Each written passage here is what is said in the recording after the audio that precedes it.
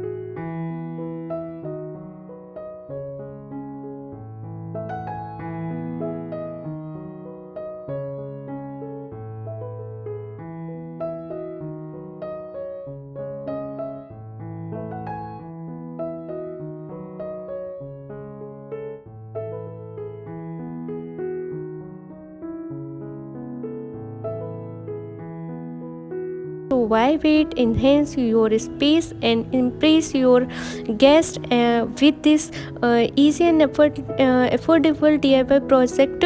And thank you for watching our DIY makeover and mandala stickers reviving vintage charm. Don't forget to like, share, subscribe to our channel for more inspiration decoration guides like this.